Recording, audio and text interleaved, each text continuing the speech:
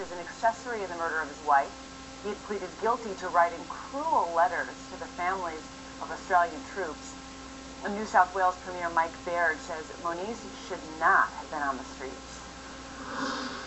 We're all outraged that this guy was on the street. We are, and we need to understand why he was. We also need to understand why he wasn't picked up, and we'll be working closely with the federal authorities, together with our own agencies, to ensure what we can do better. We need to understand the circumstances here. The community has every right to feel upset. I'm incredibly upset. I'm outraged. And what we need to do is to ensure that everything is done to learn from this.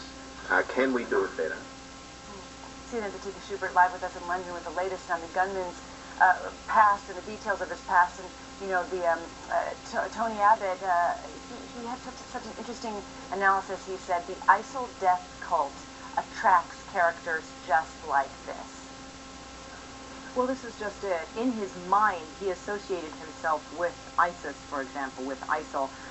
He pledged allegiance. He claimed, although it was a very strangely worded pledge, on his media. But at the same time, he said he was a peace activist, and he claimed to be a Muslim cleric, even though he had very few followers.